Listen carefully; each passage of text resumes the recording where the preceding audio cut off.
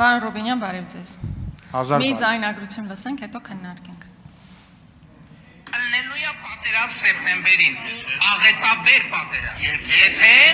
Եթե քաղաքացիական պայմանագիր կուսակցությունը սահմանադրական մեծամասնություն չեմ ասում ընտրություններում աղթի։ Ոնց ուզում եք ինձ ասում եք 18 տվին գայր ասեի, հիմա ասում եմ, շատ ուղիղ ասում, չնայած հիմա ես մտնոլորտը նաև ասում եմ հանդարտ, որովհետև գիտեմ, որ դա իրողություն է։ Մենք ժողովուրդը ստանալու է սահմանադրական մեծամասնություն։ Ալելույա պատերազմ սեպտեմբերին։ Փաստացի սահմանադրական մեծամասնություն չեք ստացել,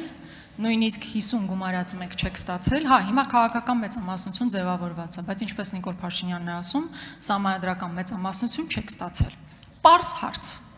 Արդյոք սա նշանակում է, որ մի ամսից լինելու է պատերազմ, ընդ որում ավերիչ պատերազմ, եւ մենք հիմա բոլորս գնանք մեր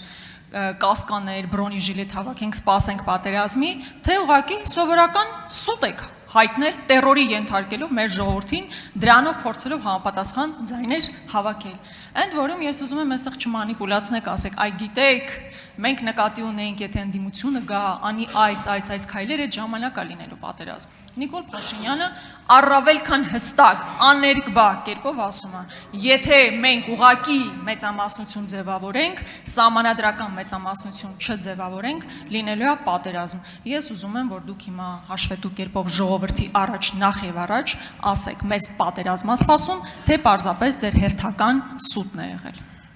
Շնորհակալ եմ Տիկի Գրիգորյան, ափսոս ձեր հայտարարությունները հեռախոսից մեջ չեն պահում, թե չէ հենց հիմա կդնեին, որ դուք ասում եք, եթե Նիկոլ Փաշինյանը վերընտրվի, ես ազգային ժողովի պատգամավորի մանդատը չեմ վերցնի,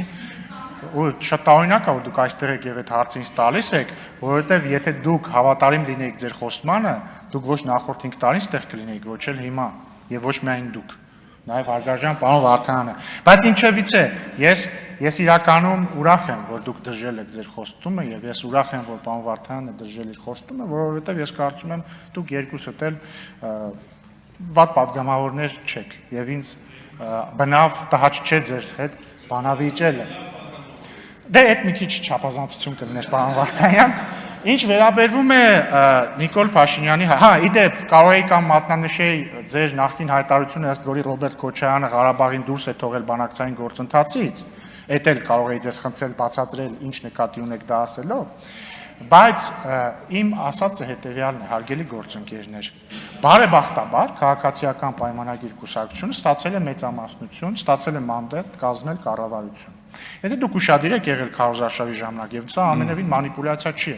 Մենք եւ ես եւ վարչապետ Փաշինյանը եւ մեր թիմի անդամները բազմիցս ենք բացատրել, որ մենք չենք ասում, որ պատերազմա լինելու, եթե ընդդիմությունը հաղթի, զուտ են բերումով, որ ընդդիմությունը հաղթի։ Ոչ, մենք ասել ենք, եթե ընդդիմությունը հաղթի եւ հետեւաբար գա իշխանության,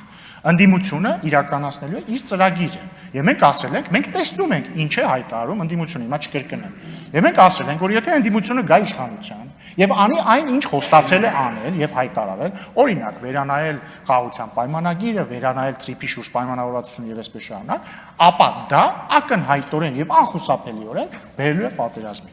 Ինչ վերաբերում է ձեր հարցին,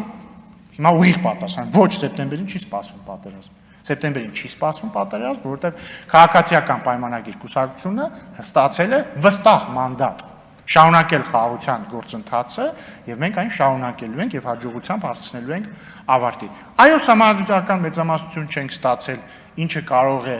մի փոքր բարդացնել խաղաղության ապահովման մեր գործը, բայց ամենևին չի կանխի դա եւ մենք Ես կարծում եմ, որ մեր ստացած մանդատը լիովին բավարար է խաղաղությունը անշրջելի դարձնելու համար։ Շնորհակալություն։ Արձագանք։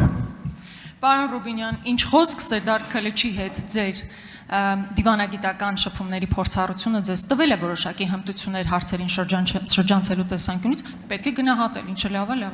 Մյուս տեսանկյունից իմ հետ կապված իմ հայտարարությունները, հետո դրանից հետո գործողությունները իմ եւ մեր ընտրողների հարաբերությունների տիրույթում են։ Այդ ձերը, երբ որ դուք մի ամբողջ ժողովրդի սպառնացել եք պատերազմով, ես վստահ եմ, որ բազմաթիվ են ընտրախախտումների հետ մեկտեղ էական նշանակություն ա ունեցել այս պատերազմի վախը, տերորը ժողովրդին։ Ընդ որում, սա բարոյական հարթության վրա է, ինչ առումով, որ այն ժողովուրդը, որ մի քանի անգամ սեպտեմբերին պատերազմ ա տեսել, դուք այդ նույն մարդկանց ասում եք, եթե մենք սահմանադրական մեծամասնություն չստանանք, լինելու է ավերիչ պատերազմ։ Չի ասում է ընդդիմությունը գա սա է անելու, պատերազմա լինելու։ Շատ հստակ է, պարոն Ռուբինյան, իմ հարցադրման մեջ ես ձեզ նաև հուշեցի ինչ չասել։ Ես գիտեի դուք ինչ եք ասելու։